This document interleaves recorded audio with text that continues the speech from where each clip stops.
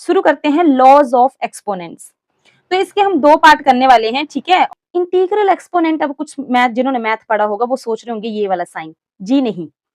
Integral में आपको छुपा है इंटीजर, और यहाँ पे हम बात करेंगे इंटीजर की। तो सबसे पहले आपको पता होना चाहिए कि इंटीजर क्या होता है, फिर हम बात करते हैं एक्सपोनेंट्स की, ठीक है। तो इंटीजर का मतलब होता है आपका नेगेटिव, जीरो और पॉजिटिव नंबर।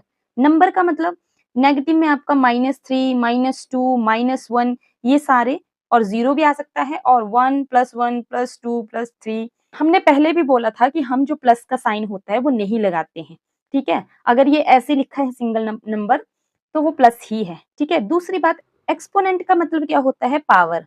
पावर मतलब देखो, पावर किसकी होती है, जैसे आपको पता है कि नेता की पावर है, क्यों? क्योंकि वो पूरे इंडिया के सिर पे बैठा हुआ है, सबसे बड़ा है, ये बोल सकते हैं, ठीक है। या फिर ऐसा बोल सकते हैं कि जिस राजा के सिर पे ताज होगा ना, उसी के हाथों में पावर होगी।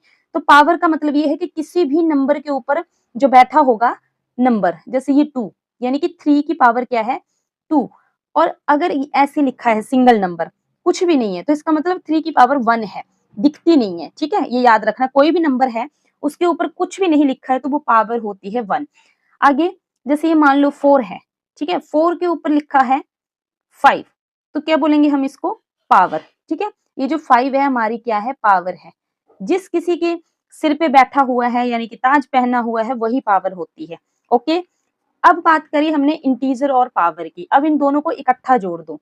अब इन दोनों को इकट्ठा जोड़ के बन रहा है इंटीग्रल एक्सपोनेंट्स, यानी कि अगर कोई -3 है तो उसके ऊपर पावर लगा दिया, या फिर 3 है उसके ऊपर पावर लगा दिया, या फिर 0 है उसके ऊपर पावर लगा दिया।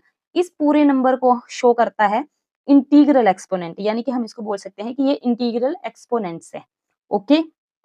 अब हम क्वेश्चन पे आते हैं, प्रोडक्ट रूल।